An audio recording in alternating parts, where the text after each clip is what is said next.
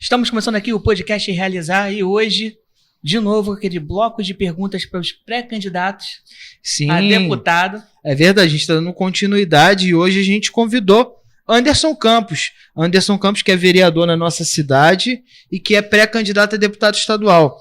Vereador Anderson Campos, seja muito bem-vindo aqui ao nosso podcast. Eu que agradeço pelo convite, ter duas pessoas aqui me entrevistando, bonitas, né? É um prazer. Anderson, a gente quer saber da sua trajetória. Você é o vereador mais novo da nossa cidade, aqui de Nilópolis.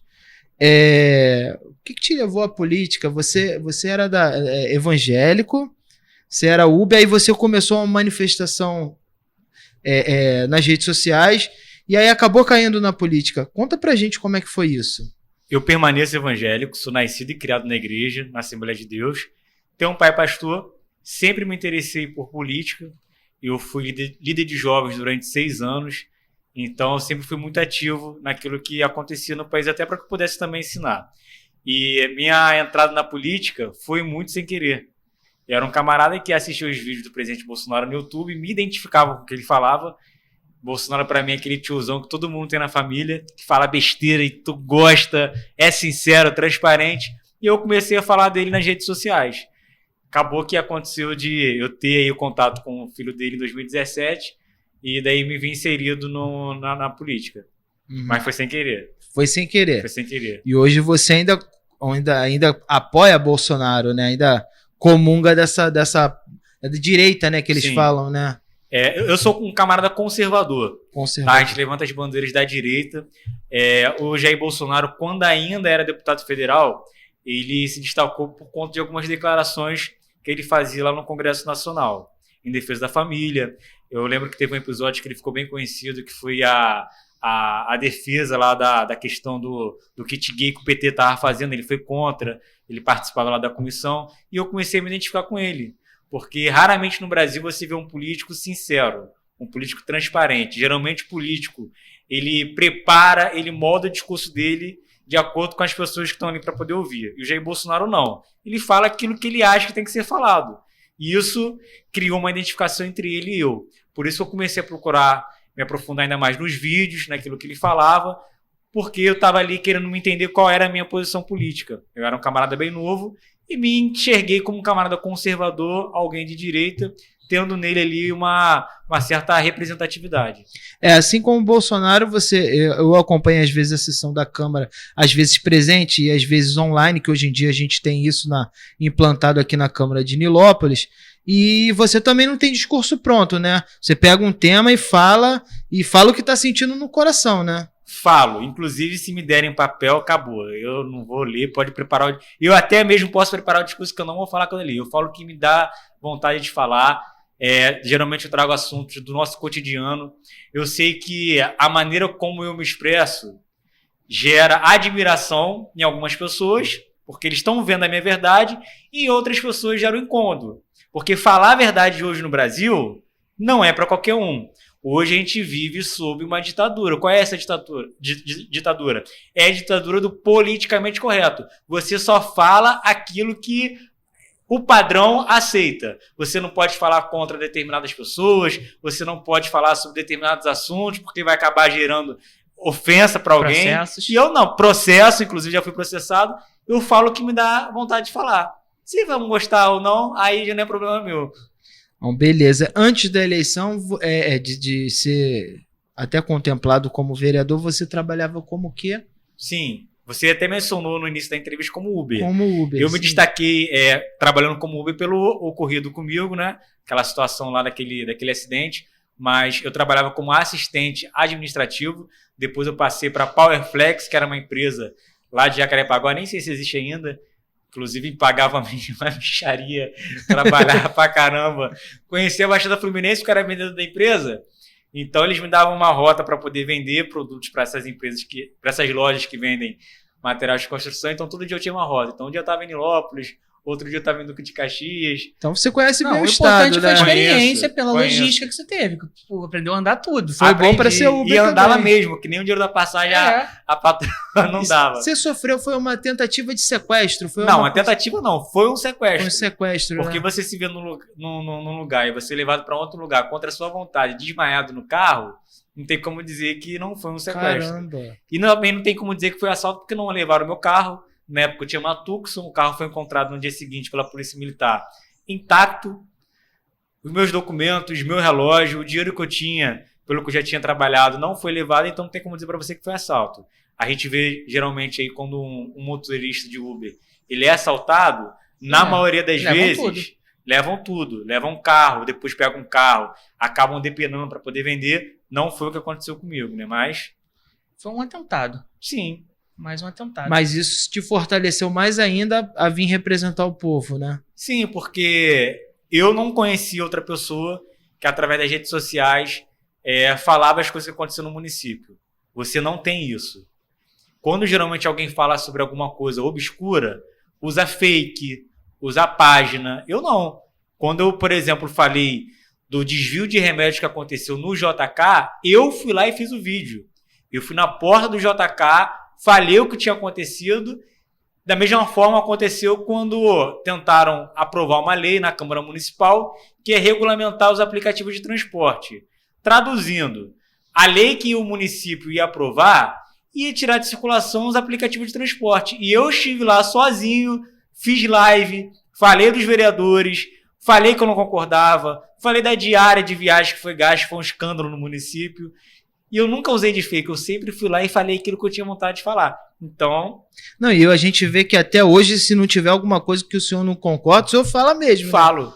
Lá na tribuna, vai, fala, você anda cobrando alguma coisa da saúde, teve uma coisa lá que há pouco tempo a secretária foi lá, você estava lá fiscalizando, né? Então não tem... É o papel do vereador. Eu já disse na Câmara Municipal que eu desejo que o prefeito tenha muito sucesso no governo dele. Por quê? O sucesso dele será o sucesso do município de Nilópolis.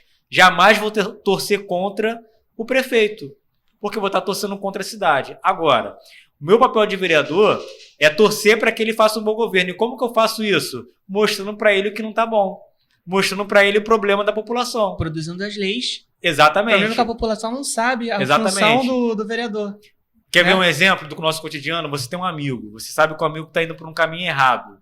Se você é amigo dele de verdade, você não vai compactuar com isso. Você não vai dizer para ele que está tudo bem, quando na verdade não está. Você vai mostrar para ele, meu irmão, não vai por esse caminho que não está legal. E na política é a mesma coisa. A gente quer que o camarada dê certo. Meu irmão, olha só, isso aqui você está acertando, isso aqui você não está acertando. Vamos criar um mecanismo para poder melhorar isso daí?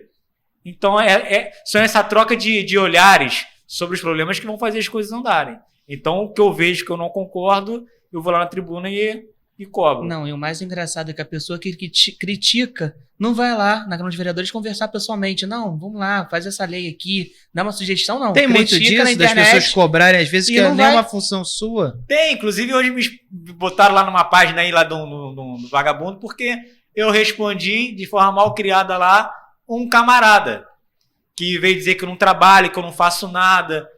Foi o que eu falei na tribuna. Ele tá me medindo com a régua dele. Se ele é vagabundo, tá bom? Ele não pode achar que as outras pessoas também são. Eu não sou vagabundo, eu trabalho. Eu sou vereador da cidade de Nilópolis e faço valer cada voto que eu recebi, faço valer o bom salário que eu recebo. Frequentemente eu estou lá na Câmara Municipal, até em dias que não tem nada, procuro estar lá de segunda a sexta. Quando eu não estou na Câmara, eu estou na rua trabalhando, estou ativamente na internet, mantenho o mesmo número de telefone, mantenho um grupo de WhatsApp que eu me comunico diariamente com os meus eleitores, faço live, tô na rua. Como é que um camarada desse diz que eu não trabalho?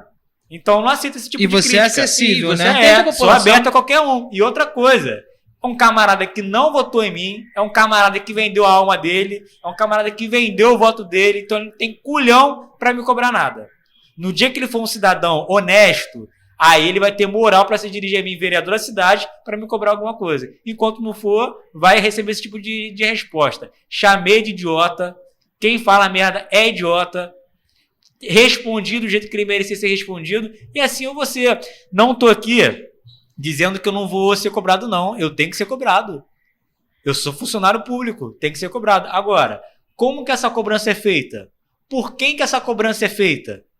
Por um camarada que chega no dia da eleição e vende o voto dele, ele tem moral para me cobrar alguma coisa? Não tem. Então, aquelas pessoas que são os pagadores de impostos, que movimentam nossa cidade, estou aberto aqui para poder ouvir, receber lá no meu gabinete, receber cobrança. Agora, quem não está dentro desse padrão, meu irmão, nem vem porque é chumbo grosso. Anderson, o que você acha dos jovens para votar hoje? Sim. Tu acha a importância do jovem tirar o título? O que você acha sobre?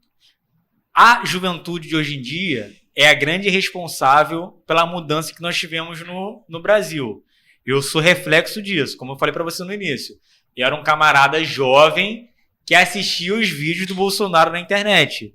Então, grande parte dessa ascensão da direita nas redes sociais se dá pelos jovens. Então, hoje a gente tem que ter em mente que nós não seremos o futuro do Brasil, nós já somos o futuro do Brasil. Então, é importante que os jovens participem do processo eleitoral. Eu, quando completei 16 anos, fui fazer meu título de eleitor porque eu queria votar, tá? Então, é importante que eles entendam que é através do voto deles que todo o futuro que eles almejam, de ter um futuro onde eles terão oportunidade lá na frente, de um bom emprego, onde eles terão assegurados aí a liberdade deles, tudo vai depender da forma como eles votarem agora nessa eleição. Então é importante que os jovens tirem o seu título e participem dessa eleição que teremos aí no próximo mês de outubro. Anderson, não é escondido de ninguém, você é um apoiador do Bolsonaro até hoje. Você se considera parte da base do nosso presidente aqui, você se da enxerga? Baixada, Fluminense? Não tenho dúvida. Eu fui o candidato da família Bolsonaro, tive vídeo do filho do presidente pedindo voto para mim, tive o vídeo da ministra Damares representando todo o Ministério do Governo Federal pedindo voto para mim, me mantenho fiel até hoje às pautas do presidente Bolsonaro, então eu posso dizer para você que eu faço parte dessa turma que está querendo mudar o Brasil. Sou o único vereador bolsonarista da Baixada Fluminense, creio que um dos únicos no estado do Rio de Janeiro, tem um filho do presidente lá no Rio, o Carlos, tenho aqui na Baixada Fluminense, tenho um amigo meu lá em Niterói, então eu tô dentro desse time. É quem, Jordi? Não, Jordi, deputado federal. Lá em Niterói tem um vereador Douglas Gomes, que é um vereador também bolsonarista, conservador, tá fazendo um bom trabalho, então todos nós somos inseridos nesse time aí. Também é pré-candidato? Sim, pré-candidato a deputado estadual. Tá, beleza. Anderson, a gente está vendo que a nossa Câmara Municipal está sofrendo, além de ter sofrido uma renovação, ela também está renovada, né? Tem obra, tá bonito. O que você acha daquela Câmara Municipal nova para receber os nossos munícipes? Eu acho ótimo, porque ali era um lixo. Eu já cansei de ir lá na Câmara Municipal, enquanto cidadão eu tinha vergonha do que eu via. Quando eu fui eleito, a primeira coisa que eu fiz foi procurar o secretário da Câmara, porque eu queria pedir a ele o regimento interno, e não tinha o regimento interno. O Luizinho, que é o secretário, ficava lá atrás, num lugar que parecia a casinha do cachorro. Era horrível aquilo dali. Dentro da Câmara, você passava por dentro de lama, não tinha banheiro.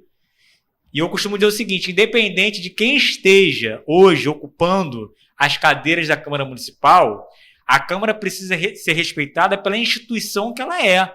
Ela é o poder legislativo. Ela é a casa do povo. Os vereadores que ali estão representando a população de Nilópolis. Então, graças a Deus que hoje a Câmara está passando por essa reforma estrutural, né, dando dignidade para quem trabalha lá, dando dignidade para o cidadão que vai lá acompanhar a sessão. Tá bem bonito. Tá dando mais credibilidade. Você imagina, você é convocado para poder comparecer lá numa audiência. Tá? Você vai lá, tá de frente com o juiz. Você imagina, você chega lá, você encontra o juiz sentado numa cadeira de plástico, numa mesa de plástico. Que credibilidade você dá para ele? Nenhuma. É a mesma coisa quando a gente encontrava a Câmara Municipal do jeito que era. Ninguém dava credibilidade. Então, é bom até salientar que o dinheiro que está sendo usado para a reforma da Câmara Municipal é dinheiro da própria Câmara Municipal. Tem gente que fala, vereador, não tem um hospital, mas estão fazendo reforma.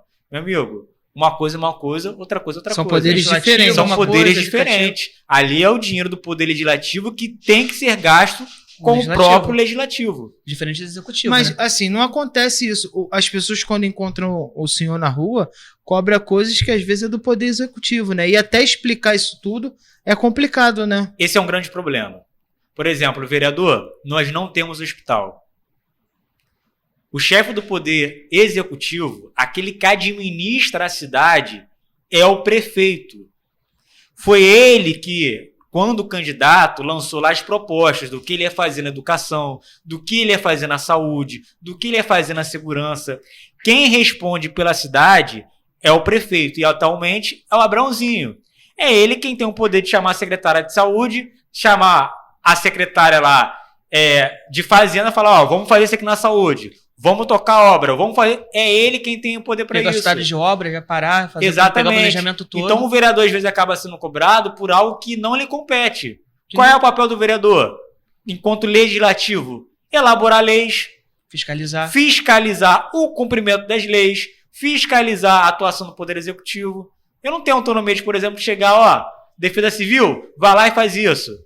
Tem todo um caminho, tem indicação que a gente apresenta, mas a indicação ela é atendida se o Poder Executivo quiser. É toda uma situação que às vezes falta, né, esse conhecimento para a população e elas acabam colocando todo mundo na mesma balança, né? Como se todo mundo não trabalhasse, como se todo mundo fosse culpado, quando na verdade não é assim que funciona. Tem uma lei emblemática que eu guardei do vereador Anderson Campos, que é cantar o hino nacional. Você estava falando disso, da importância, né, do nosso patriotismo, né? Cara, mas como eu gostava de cantar o nacional na minha época no colégio. E hoje em dia acabou. Não tá tendo. Quantos anos você tem? Cara, eu tô com 34. Eu tô com 33. Você já tem 34? Tem cara de 50.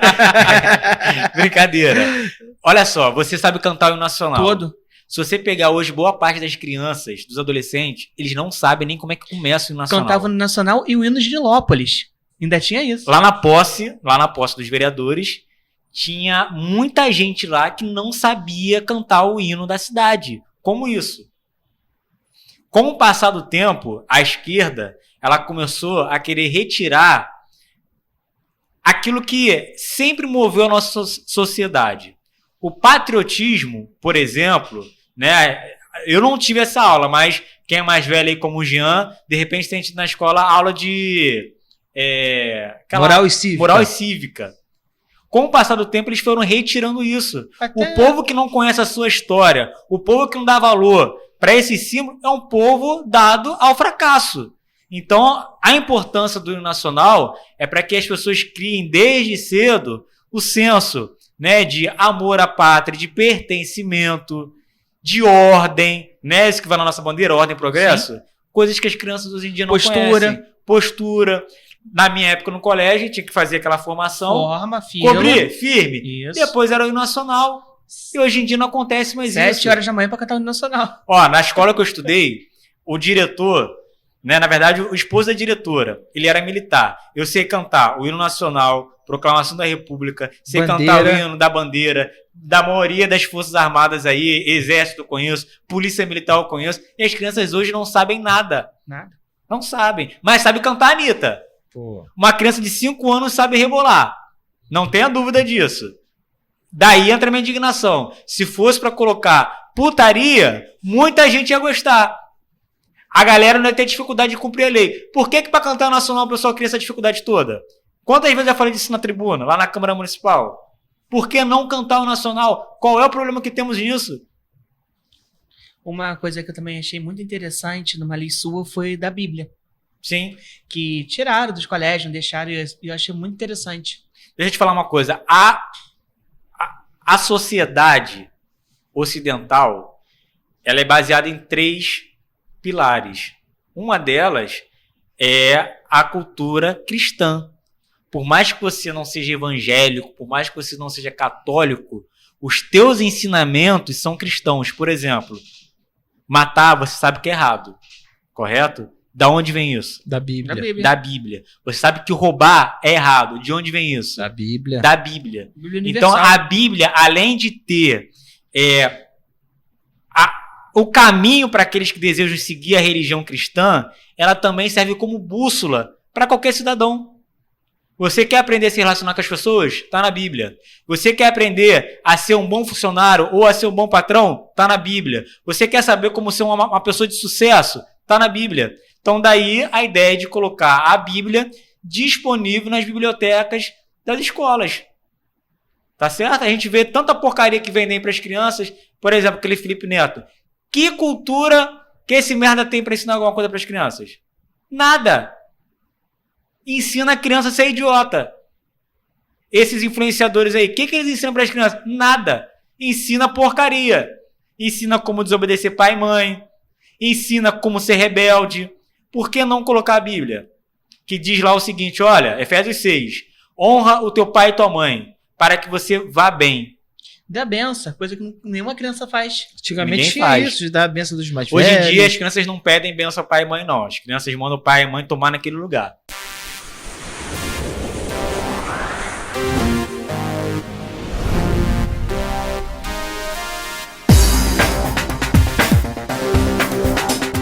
Estamos de volta aqui no podcast Realizar. Você acabou de assistir aqui a propaganda da rádio Beija-Flor FM. E alô você. Alô você, que é o nosso novo parceiro também, nosso amigo Pedro, né? Gente boa, um abraço, irmão. E vamos continuar essa entrevista aqui, uma entrevista polêmica com Anderson Campos.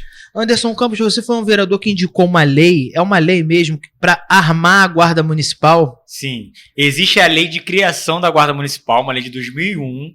Eu acrescentei um dispositivo nessa lei que permite que a Guarda Municipal trabalhe armada. Foi uma lei aprovada na Câmara, nos 2 turnos, e também já foi sancionada pelo prefeito. Anderson, agora me explica uma coisa que a população não entende. Quando você vai armar uma guarda, você treina a guarda. Correto. Então explica para essa população o que é isso, por favor. Na verdade, as pessoas pensaram que haveria uma distribuição de armas, né, para todos os guardas municipais, como se distribui doce. Na verdade, não é assim. Para qualquer pessoa que tenha um desejo de ter uma arma, existem alguns requisitos que precisam ser preenchidos. O primeiro deles é o treinamento. Então a Guarda Municipal será armada, mas antes disso ela passará por um treinamento que acredito que aconteça junto com a PRF, Polícia Rodoviária Federal, e a partir do momento que ela estiver habilitada, né, aí sim ela vai estar nas ruas portando arma de fogo. E também você fez uma lei, a lei da ficha limpa. Como é que funciona essa lei? Essa lei é inspirada numa lei federal, que é a lei da ficha limpa. E quando a gente fala de ficha limpa, a gente lembra logo dos políticos. Essa lei trouxe um avanço muito grande, né, para combater a impunidade no nosso país. A gente viu vários políticos que respondiam por vários processos concorrer, disputar cargos públicos, vencer a eleição e continuar e vai barrigando aquilo dali. Então, a partir do momento que houve a ficha limpa, esses camaradas foram retirados do cenário público. A minha lei, além de contemplar os políticos, ela contempla também qualquer cidadão que ocupe cargo comissionado. Qualquer pessoa que hoje esteja nomeada na prefeitura ou nomeada na Câmara Municipal, que tem algum tipo de condenação descrita lá na lei, ela não poderá permanecer nesse cargo. Então é uma forma que nós criamos para poder tentar moralizar ainda mais a política. Correto? Correto. Beleza. Existe algum vereador de Nilópolis, dos seus pares, que você admira? Eu tenho um bom relacionamento com todos os vereadores. Divergência, ela é normal dentro de um parlamento. Por exemplo, tem um vereador lá que defende ferozmente o Lula. Acho que ele sonha com o Lula todos os dias. Mas eu o respeito enquanto vereador e respeito também enquanto homem. Admiração tem por todos, né? Cada um tem a sua história, cada um teve os seus meios para poder chegar lá na Câmara Municipal. Tenho um bom relacionamento com o Alvin, por exemplo. Acredito que pela idade dele, ele acaba até dizendo que eu sou o netinho dele, por causa da minha idade também. Tem o Zé Ribeiro, que é o vereador decano da casa, o mais antigo. Está no 4º mandato, se não me engano. Ele tem seus 70 e todos anos, ou 70 e alguns. Estou brincando aqui, mas eu sou o mais novo, então a gente tem esse entrosamento lá. Inclusive, ele te deu, o Ovinho te deu uma bandeira do Bolsonaro. Na verdade, ele deu uma bandeira do Bolsonaro para mim, uma toalhinha, e também deu uma do Lula pro Trem Bom. Né, a forma amistosa que ele teve ali de fazer a Câmara pegar fogo. Bacana. Anderson, o que te levou a vir a pré-candidato a estadual? Fazendo um mandato brilhante como vereador, o que te levou a ser pré-candidato a deputado estadual? 2 razões me levaram a tomar essa decisão. Primeiro, a limitação que eu vejo hoje, que o cargo me impõe, eu querer fazer as coisas, eu ser cobrado para que as coisas aconteçam e não ter autonomia para poder resolver. E o segundo ponto, as bandeiras que eu defendo. Eu acredito que o trabalho que hoje eu faço na Câmara Municipal, ele pode ser feito na LERJ. Hoje, na Câmara Municipal, eu sou presidente da Comissão de Segurança Pública. E não houve na história da Câmara Municipal um trabalho voltado à assistência de guardas municipais, policiais militares, policiais civis. E hoje eu tenho feito isso. Ano passado, mais de 200 militares foram homenageados. Esse ano, acredito que um pouco mais de 300. Então, esse trabalho que hoje eu faço na Câmara Municipal pode ser potencializado dentro da Assembleia Legislativa. Seu objetivo? Enquanto deputado? Como deputado. Eu pretendo permanecer fazendo o trabalho que eu tenho feito hoje.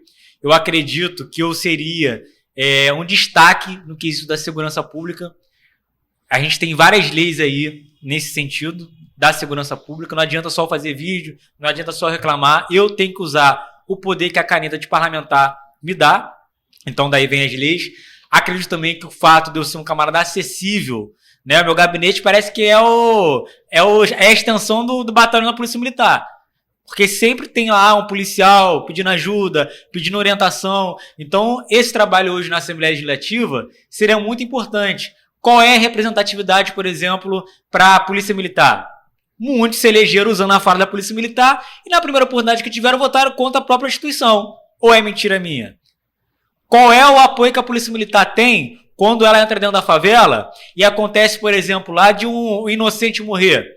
A gente vê a polícia sendo esculachada pela mídia, a gente vê a polícia sendo esculachada pelo Ministério Público. E onde estão os defensores? Eu conheço, por exemplo, uma deputada do PSOL que é presidente da Comissão de Direitos Humanos. Que moral que essa pessoa tem para poder ocupar essa cadeira? Ela que é conivente com o tráfico de drogas, ela que tem várias pedras para atacar no policial militar, mas quando o traficante expulsa um morador da comunidade, quando o traficante queima um camarada dentro do pneu, ela não aparece, não fala nada. Então são esses tipos de pessoas que hoje nós temos que combater. Então por isso que eu enxergo a necessidade de chegar lá na LERJ para poder defender todos os agentes da segurança pública. E quando eu faço defesa dos agentes da segurança pública, eu estou defendendo um cidadão de bem. Porque a partir do momento que a Polícia Militar deixar o fuzil lá e não querer mais trabalhar, não querer mais defender a sociedade, que mundo que nós teremos? Eles são a última barreira entre o bem e o mal. Então, a partir do momento que eu defendo eles, eu defendo o cidadão de bem. A gente sabe que esse ano vai ter as eleições, e aí você vai estar correndo nesse pleito, mas vai ter uma disputa que era a gente esperava em 2018, que é Lula e Bolsonaro. Fatalmente a gente deve ter um segundo turno aí. O que você acha que o atual presidente tem como trunfo, como carta na manga para essas eleições? A honestidade dele. Quando a gente fala de Lula, a gente fala de corrupção. Quando a gente fala de Lula, a gente fala de dinheiro que era retirado do povo brasileiro, que tanto precisava, e era enviado para ditaduras de esquerda. Quando a gente fala de Lula, a gente fala de atraso econômico. Quando a gente fala de Lula, a gente lembra da Dilma, aquele poste, aquela mulher que atrasou a história do Brasil em décadas. Os 6 anos de governo dela prejudicaram o Brasil em várias décadas. E quando a gente fala de Bolsonaro? A gente fala de um homem honesto, a gente fala de um homem que respeita a Deus, a gente fala de alguém que preza pela família. Então o grande trunfo do presidente Bolsonaro é exatamente aquilo que ele carrega, a honestidade e o amor que ele tem pelo país. Estamos de volta aqui com o podcast Realizar e entrevistando um pré-candidato a deputado estadual aqui na cidade. Vamos deixar bem claro, amigo da gente. Nosso amigo, o vereador Anderson Campos. Gosto muito de ver ele na tribuna. É interessante. Autêntico. Isso que é bom. E essa autenticidade já gerou até um processo, né? Sim. Uma apresentadora, né? A apresentadora não. Foi-se a época dela. Primeiro ganhou dinheiro botando os peitos de fora, aí depois fazer carreira com criança, que foi a Xuxa, né? Sabe que vai me processar porque eu falei peito? Todo mundo tem peito, mas enfim. Eu falei que a Xuxa não tinha moral para pedir o impeachment do presidente Bolsonaro devido ao passado dela. É de conhecimento de todo mundo que ela fez um filme com menor de idade e não tinha moral, como o Felipe Neto também apresentou esse pedido de impeachment, não tinha. E o Casagrande, né, não me chorou bem também ele ter participado desse pedido de impeachment, devido também ao histórico dele com drogas. Eu fui falar que ela não tinha moral, falei sobre isso daí, ela não gostou, me processou, e isso daí teve uma dor de cabeça para mim, chamei ela de assediadora de menores. Ela disse na imprensa que ganhou o processo, mas quem ganha o processo não tem que arcar com as custas do processo, que foi o que aconteceu. O juiz intimou a Xuxa e a sua defesa para que pagasse as custas processuais. A única coisa é que eu não poderia mais utilizar o termo assediadora de menores, mas poderia falar tranquilamente aí do filme que ela fez. Sim. Sobre o fato marcante que teve do Bolsonaro, da facada, como que foi para você? Estava onde? Como que você soube dessa notícia dele? Porque no início não tinha notícia nenhuma, as pessoas ficaram sem saber o que estava acontecendo. Sim. Como que foi para você? Então, eu estava com meu pai no hospital, ele tinha sofrido um infarto. Eu lembro que eu estava voltando para o hospital porque a ambulância estava a caminho para poder fazer a transferência dele, e eu ouvi na rádio que o presidente tinha tomado uma facada. Logo de início, parece que houve uma fala do Flávio Bolsonaro, se eu não estou enganado, de que aparentemente não tinha sido nada grave. Mas com o passar do tempo as notícias foram sendo atualizadas, a própria família tomou conhecimento de que havia sido uma coisa muito grave, e eu fiquei sem entender e sem acreditar. Porque por mais que a gente enxergue um risco no fato dele estar perto de muita gente, a gente não acredita que vai acontecer. E quando eu recebi essa notícia, para mim, falei, caramba, será que aquele sonho vai morrer agora? Porque pelo que a gente viu ali na imagem, depois as emissoras começaram a noticiar ao vivo, foi realmente muito grave o ferimento dele. Tinha notícia de que ele teria que passar por uma cirurgia, depois houve a transferência dele de hospital, e eu fiquei muito apavorado, a verdade foi essa. Você também, falando de filme, pegando aquele gancho, você, junto com os vereadores, fez uma moção de repúdio a um filme agora que o Fábio Porchat, né, ator Fábio Porchat, junto com o Danilo Gentili, fizeram há pouco tempo, né? Sim, uma clara apologia à pedofilia, porque ali tem o Fábio Porchat ensinando um professor, e ele encontra com 2 alunos que estavam procurando ali um livro, parece, de como se tornar o pior aluno da escola. E os alunos ali diante do professor ficaram um pouco nervosos. Ele falou assim, olha só, vamos terminar com essa história aqui? De qual forma, professor? Faz o seguinte, vocês 2 aí, toca uma punheta pro tio ver.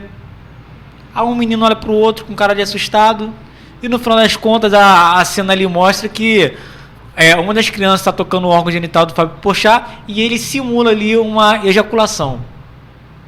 Como que eu, defensor da família, como que eu que prezo pelos bons costumes, posso assistir um filme desse e não me manifestar? Então fiz uso da tribuna, apresentei lá um requerimento, e nós fizemos essa moção de repúdio a ele. E tinha faixa etária de 10 anos? De 10 anos. Aí as pessoas vão dizer para mim, vereador, mas ele estava encenando. Quantas crianças assistiram esse filme? Isso é uma forma de querer dizer para as crianças que se tiver um dia um adulto lá pedindo para tocar no órgão genital, isso é normal porque ela já viu isso na televisão. Isso é uma forma de normalizar o que é errado, o que é abominável. Pedofilia não é doença, é crime. E um camarada que comete um crime desse, ele tem que ser punido com rigor da lei. Isso para não dizer que ele deveria ser punido de outra forma, né? Mas isso não é normal. E a sociedade quer cada vez mais desconstruir a família, e para desconstruir a família eles vão no elo mais fácil e mais sensível, que são as crianças. Na sua eleição como vereador, você usou muita rede social. Para você é fundamental a rede social? Sem sombra de dúvidas. Antigamente o país era refém da grande mídia. O que a Globo dizia era o certo. Hoje em dia, através da rede social, você tem como buscar a fonte da notícia para saber se é verdade ou não. Através da rede social, eu tenho como me comunicar com pessoas que estão no mundo inteiro. Então, a rede social, graças a Deus, hoje, revolucionou a maneira como a gente se comunica. E é que eu faço um alerta. Hoje nós temos um pré-candidato à presidência da República, o Lula, cachaceiro, que claramente diz que, se presidente for, vai regulamentar as redes sociais. Então, toda essa liberdade que nós temos hoje vai deixar de existir. Então, vereador, a gente vai fazer um bate-bola aqui, e aí você me eu te pergunto e você me dá o que vier na tua cabeça assim primeiro. Uma comida. Macarrão. Você cozinha também ou não? Faço pouca coisa, arroz, ovo. Mas aprendeu agora depois do casamento ou já cozinhava antes? Não, eu já sabia, mas agora eu tô tendo que fazer. Aí eu tenho que fazer. Eu fiquei meio especialista depois que casei. Time de futebol. Flamengo. Um ídolo. Ídolo? Eu não tenho um ídolo. Eu tenho referências. Tá, uma referência. Ídolo, vou aqui refazer minha resposta. Um ídolo é o meu Deus. É a pessoa que eu devo devoção e adoração. Agora, admiração tem para algumas pessoas. Dentre elas aí o presidente Bolsonaro. Um sonho que você tem? Ser pai. Família. O que significa para mim? Isso. Tudo. Um hobby que você tem? Eu sou meio imprevisível. Então fica até difícil dizer para você um hobby que eu tenho. Hoje, de repente, você andar de bicicleta. Vira e mexe, quando me dá um estalo assim, eu pego a bicicleta e vou de Nilópolis a Mesquita, Nova Iguaçu. De vez em quando alguém me encontra andando de bicicleta por aí. Pega e vai do nada. Eu vou. Teve um carro que passou, o vereador. E é o vereador mesmo, caramba, aí parou, tirou foto. O pessoal não acredita, mas é uma coisa que eu gosto de fazer. Era uma coisa que poderia ter mais aqui no Direcional, né? Poderia. Assim, na verdade, eu tenho até uma ideia. A gente tem uma ciclovia que, né, vem beirando ali a estação de trem em Mesquita. Poderia haver uma continuidade para Nilópolis. Ligar. Né, a gente tem uma ideia ali de transformar a rua hoje, que é Simão Cecim, sim, né, tirar metade da rua, né, deixar a mão só para quem vem pro centro de Nilópolis e a metade da pista ser a ciclovia. E aquela rua é larga ali do É larga, daria para fazer isso daí. Em frente, interessante. Se eu fosse prefeito, eu teria feito. Mas aí vocês lá, como vereador, vocês vão dar essa indicação pro prefeito? Então, a gente faz a indicação. A indicação é a ideia, é a sugestão. Mas o prefeito só faz se ele quiser. Acredito que não faça. Tanta indicação que vocês já deram para ele, né? Quer ver uma? A indicação da Escola Cívico-Militar. Sim. Fundamental. A primeira coisa que eu protocolei na Câmara Municipal foi a indicação da Escola Cívico-Militar. Porque o governo federal, ele tem um plano de colocar mais de 220 escolas cívico-militares ao longo do mandato do presidente. E o que o município tem que fazer? Adesão. Simples. Ceder o espaço. Ceder o espaço, todo o custeio, toda a infraestrutura de professores, de orçamento, é com o governo federal. Eu levei o prefeito para Brasília para conversar com o ministro da Educação, na época era o Milton Ribeiro, e todas as dificuldades foram superadas na reunião. Só faltava o prefeito assinar o convênio. Não assinou até hoje. Não, e gera emprego à população. Ó, vou te falar uma coisa. Você imagina se nós tivéssemos hoje uma escola cívico-militar em Nilópolis? Quantas pessoas iriam fazer inscrição para ter seu filho estudando numa escola dessa? Com certeza. Sim, Será que a população não tem interesse? Não, e tem espaço para isso. Tem. Não só espaço, o município tem a necessidade de ter uma escola dessa. Porque nós temos, por exemplo, uma escola no município de Nilópolis, que é a Maria da Conceição Cardoso, que tem um histórico muito ruim. De alunos que tinham problema com drogas, de alunos que tinham problema lá de briga, de confusão. Por que não implementar um modelo desse de ensino aqui no município? Uma coisa que eu gostei muito foi da tua lei da cabine de monitoramento, né? Que é pra virar uma lan house. Ali é um elefante. Isso. Né? Foi um dinheiro gasto para poder fazer a central de monitoramento. Mudou a gestão, mudou o governo, tudo ali ficou abandonado.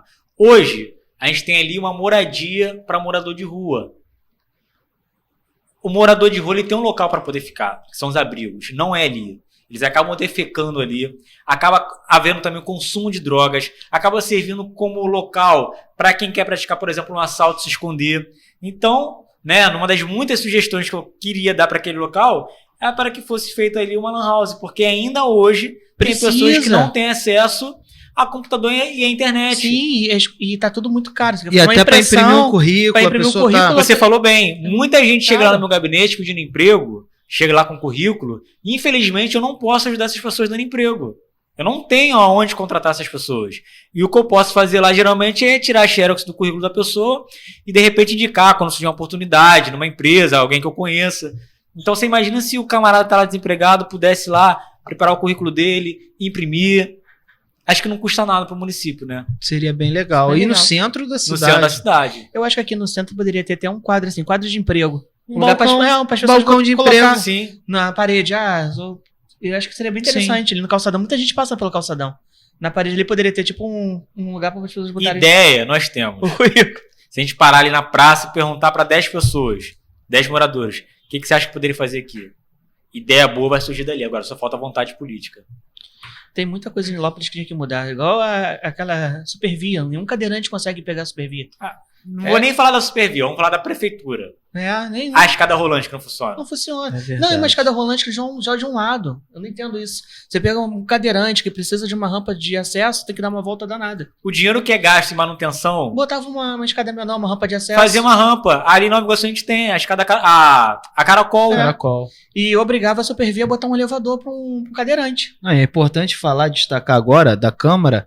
Eu tô vendo que tá totalmente acessível, né? Vai ter elevador, tava instalando essa semana lá. Eu olhei, cara, tá muito bonito. Você que é nilopolitano, munícipe, dá um pulo lá pra ver. E o que eu acho interessante do senhor foi brigando com a Águas Rios. Essa empresa tá... A minha rua aqui, fico aqui no centro, eu fiquei mais de 60 dias sem cair água. A minha irmã tá 3 meses sem água. E aí... A irmã do vereador. Eu tive um custo altíssimo de caminhão-pipa, porque você tem que cair água. E não tá normal. E a conta chega pra você? E a conta chega antes. É isso daí que tá. A conta chega bonitinho todo mês pra você pagar. Eles têm lá a estimativa de quanto que você vai gastar. Eles têm a lâmpada mágica, né? Pra poder cobrar os outros. Mas a água, mesmo com a obrigação deles, não dão. E vou te falar mais. A empresa, por exemplo, quando faz um serviço, de repente abrir uma rua, acaba muitas vezes ela não nem tampando o buraco. Quem tem que fazer isso é a prefeitura. Quer dizer o quê? Onerando ainda mais os cofres municipais. Então tem que haver sim um posicionamento dos vereadores e do prefeito para que ela passe a prestar o serviço que é a obrigação dela. Porque aqui a rua é o centro. Quando é rodoviária, imagina, 60 dias sem cair água. Não, e tem um monte de buraco espalhado, realmente como o senhor falou. Cheio de buraco. A gente anda aqui pelo centro, tem um monte de buraco, você tem que desviar e tal, às vezes nem sinalizado está. Transtorno e prejuízo que causa, né? É verdade. Como que a gente encontra você nas redes sociais? Eu tenho meu Instagram, @AndersonCamposBR. Tem o meu Facebook, Anderson Campos, minha página tá lá. Também tenho o Twitter, que é @AndersonCamposV, que é V de vereador, tá bom? E também tem o WhatsApp lá que tá linkado nas páginas. Quem quiser fazer contato comigo, pode me procurar também lá na Câmara Municipal. Meu gabinete é o Gabinete 11. Tô lá para poder atender a população e para poder fazer valer a confiança que eu recebi. Gente, você que quiser fazer uma pergunta para o vereador Anderson Campos, pode deixar aqui embaixo no vídeo, a gente vai estar passando para ele, para a equipe dele, ele vai estar respondendo você aqui. Se quiser patrocinar o podcast, pode ficar à vontade também, os nossos parceiros, isso aqui vai ser retransmitido na Rádio Beija-Flor, na Rádio Alô Você e também no Spotify e no canal do YouTube. Curta, compartilhe. E é isso aí, né, Diego? É isso aí, fechou. Vereador, muito obrigado, tá? E aí desejo sorte para você nessa sua corrida e que o senhor seja eleito, né? Muito obrigado. Vocês podem ter certeza do seguinte, eu me propus a ser o melhor vereador que eu pudesse. E o ser melhor vereador não é ser melhor do que os outros, é ser o melhor que eu puder ser. Então, é nesse pensamento que eu tenho levado meu mandato, apresentando várias leis, foram mais de 100 no ano passado, me dedicando, sendo acessível para a população. Eu tenho certeza que, se Deus me permitir ser deputado, eu serei o deputado atuante, serei o deputado que as pessoas vão poder contar e vão poder procurar.